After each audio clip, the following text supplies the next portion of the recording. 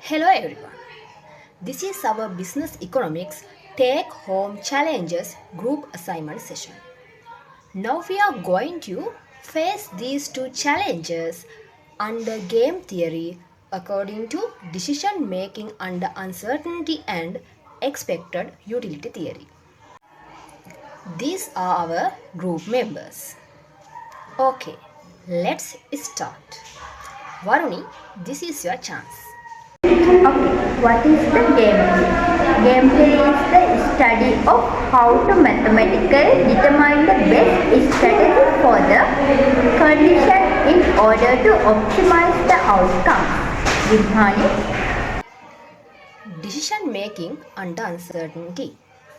A decision making under uncertainty is when there are many unknown things and there is no possibility to know what could happen in the future to change the outcome of a decision.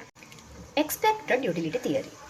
Expected utility theory is an explanation of how to choose rationally when you are not sure which outcome will pay off from your action, which means choose the action with the highest expected utility of decision maker. This is our first take home challenge. There is a ball. This ball has overall 9 balls. 3 are red balls and 6 are black and yellow balls. Decision maker doesn't know how many black and yellow balls there are, and other than there are 6 in total. The decision maker will choose one ball from the ball. Each ball is equally like to be chosen. There are 4 options. Option A is if decision maker choose a red ball, she can get 1000 rupees, otherwise 0. Option B is if decision maker choose a black ball, she can get 1000 rupees, otherwise 0. Option C is if decision maker choose a red or yellow ball, she can get 1000 rupees, otherwise 0. Option D is if decision maker choose a black or yellow ball, she can get 1000 rupees, otherwise 0. In these first two options, A and B, the decision maker selected A option, that is red ball option. She says she likes red balls more than black balls because it is known that there are exactly 3 red balls and the number of yellow and black balls are not certain. This is her personal decision. In this case, the preferences displayed by the decision maker are inconsistent with the principles of decision making under uncertainty and expected utility theory. Here's why: violation of the principles of independence, inconsistent utility assignments, and ignoring available information. Thank you, Gimhani.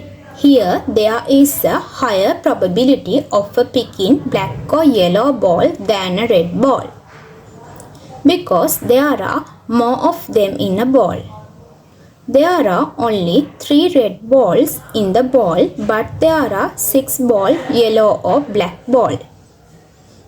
Looking at the probability here, A option probability is 333.33 and B option probability is 666.67.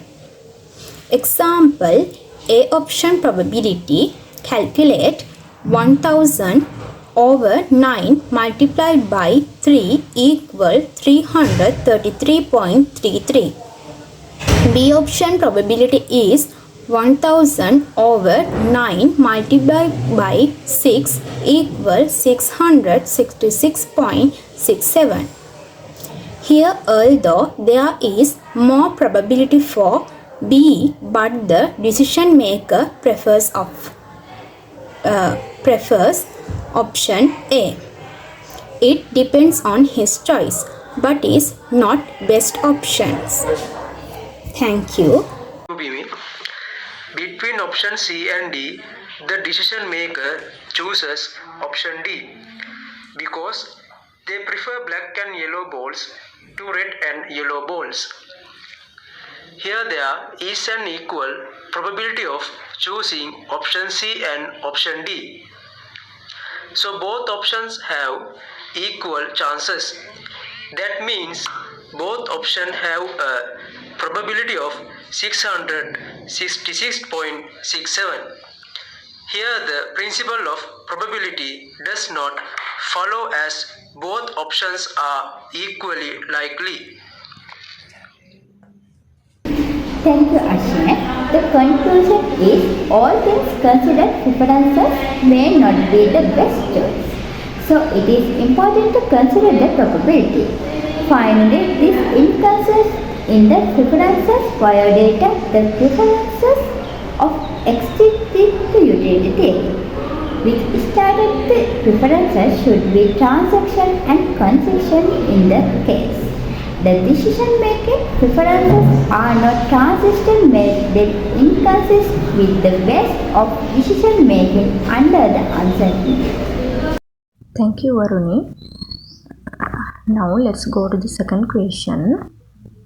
We need to show that no players has an intention to deviate from the chosen strategy.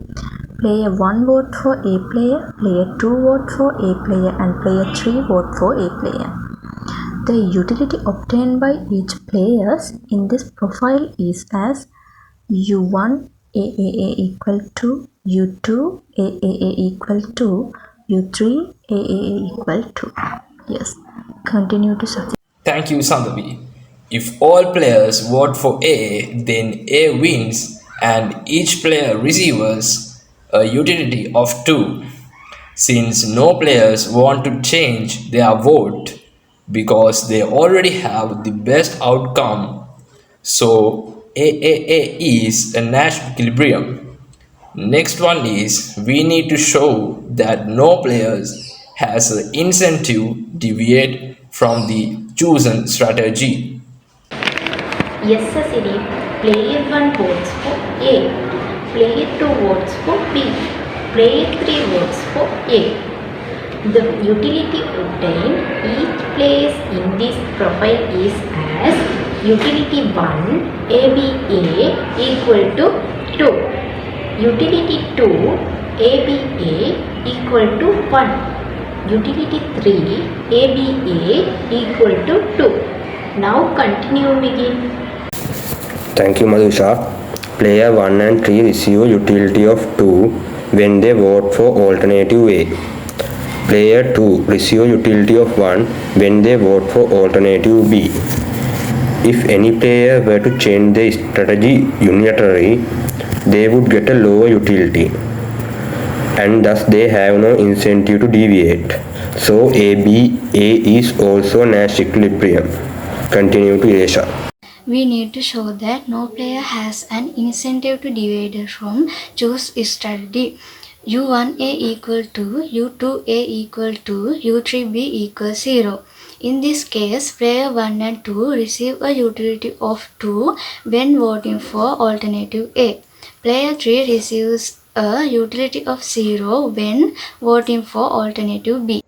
Player 3 can see that if they switch their strategy to waiting for alternative A, they will get a higher utility. Therefore, player 3 is incentivized to divide from their strategy and change their vote to A.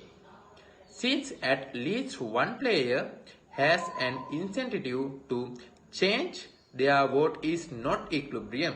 So, ABB is not Nash equilibrium. Yes, good. Finally, discussion conclusion is AAA Nash equilibrium. ABA